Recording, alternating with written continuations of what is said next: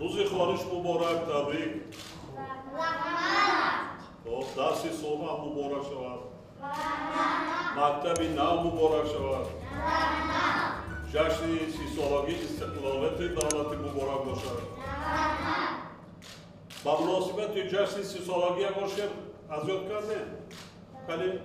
جشن استقلال ما بادام مبارک دوستان، بخت ما اقبال ما بادام مبارک دوستان، سروری ما تاج وحدت بر سر تاجیک ما، تاج زرین خال ما بادام مبارک دوستان، مادری ما شاد گشت و شاد شد اطفال ما، خنده اطفال ما بادام مبارک دوستان، جشن دولت داری ما رمز استقلال ماست، رمز استقلال ما بادام مبارک دوستان، جشن استقلال ما بادام مبارک دوستان، بخت ما اقبال ما بادام مبارک دوستان. احسان.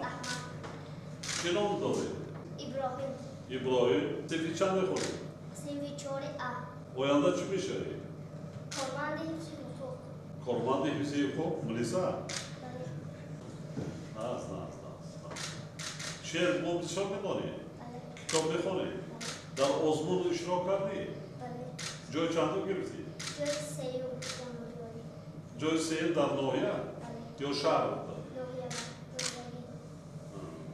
موفقیت نفس. робия ҳакимова хонандаи синфи ҳаштуми ҳамин муассисаи таълимӣ буда соли дуюм аст дар озмуни фуруғи субҳи доноӣ китоб аст иштирок мекунад. ӯ аз осори мутолиа кардаи худ ва иштирок дар озмуни мазкур ки бо ташаббуси президенти ҷумҳурии тоҷикистон муҳтарам эмомалӣ раҳмон ҳамасола ташкил ва баргузор мегардад иттилоъ дод.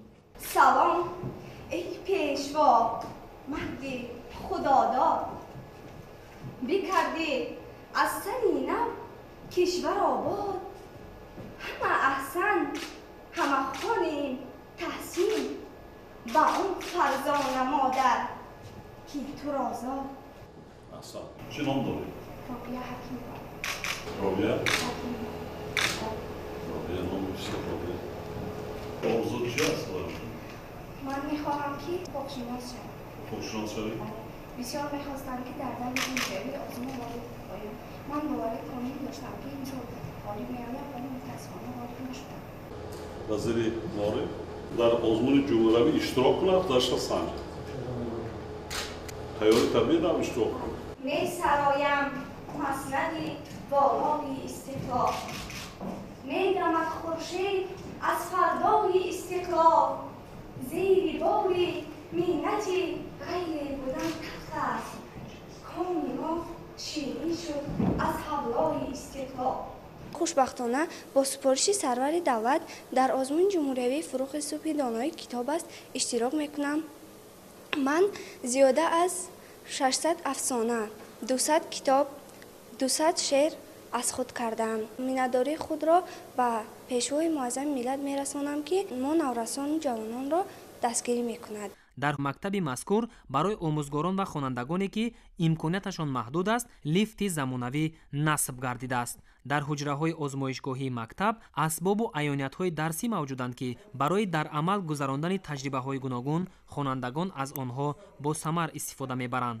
дар синфхонаи барҳавои компютерӣ ки бо муосиртарин дастгоҳҳо муҷаҳҳаз аст хонандагон имкон доранд аз нозукиҳои кор бо технологияи иттилоотӣ бохабар бошанд. ما آموزگاران جوان از سیاست خردمندانه اساسگذار صلح و وحدت ملی پیشوای ملت پرزیدنت جمهوری تاجیکستان محترم امامعلی رحمان نیروی تازه گرفته کوشش می‌نماییم که بهر بلند برداشتن سطح و صفت دانش خوانندگان تمام مهارت و ملکه خود را صرف نماییم. از نام همه آموزگاران مؤسسه و پیشوای ملت بهر تقدیم چنین مؤسسه زیبا و معاصر اظهار منتداری می‌نمایم. дар синфхонаҳои барҳавои таълими меҳнат ки бо дастгоҳу таҷҳизоти зарурӣ таъмин аст хонандагон дуретгарӣ, кандакорӣ, духтани сару либоси миллиро омӯхта бо роҳнамоии омӯзгорон таомҳои гуногун омода менамоянд.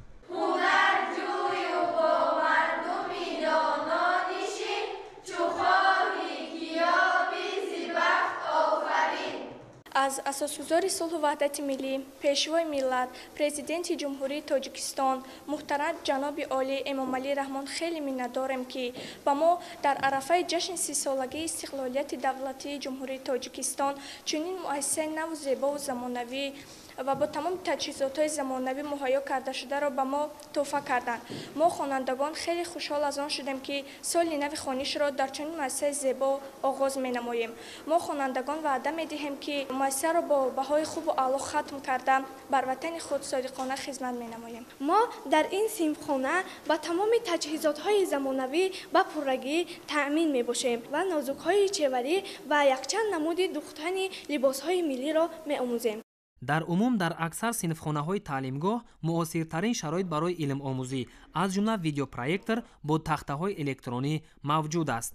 ёдовар мешавем ки 9 ноябри соли 2018 президенти ҷумҳурии тоҷикистон муҳтарам эмомалӣ раҳмон ва раиси маҷлиси миллии маҷлиси олии ҷумҳурии тоҷикистон раиси шаҳри душанбе муҳтарам рустами эмомалӣ барои бунёди муассисаи таҳсилоти миёнаи умумии рақами 133 дар маҳаллаи меҳрободи ноҳияи синои пойтахт санги асос гузошта буданд. он рӯз ба президенти мамлакат муҳтарам эмомалӣ раҳмон лоиҳаҳои 7 мактаби нав дар ҳудуди шаҳри душанбе муаррифӣ карда шуд ки муассисаҳои таълимӣ барои 17080 ҷойи нишаст пешбинӣ гардиданд.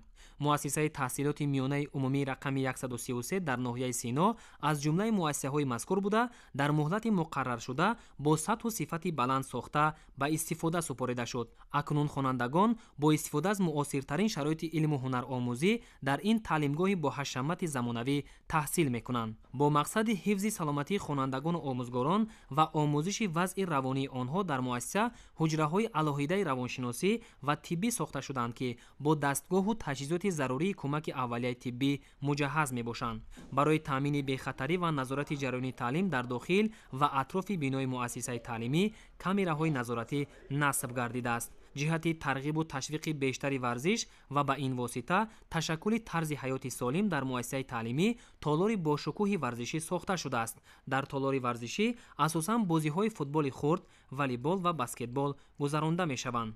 ҳамчунин дар саҳни муассиса майдончаи муосири варзишӣ низ бунёд гардидааст ки хонандагон дар он ба бозии футбол машғул мешаванд. бо мақсади ташкил ва баргузор кардани ҷамъомаду чорабиниҳои гуногуни оммавиву фарҳангӣ дар таълимгоҳ толори барҳавои маҷлисӣ бо 220 ҷойи нишаст сохта шудааст. маҷлисгоҳ бо мизу курсии босифат ва дастгоҳу таҷҳизоти зарурӣ муҷаҳҳаз буда бо санъати миллии меъморӣ оро ёфтааст.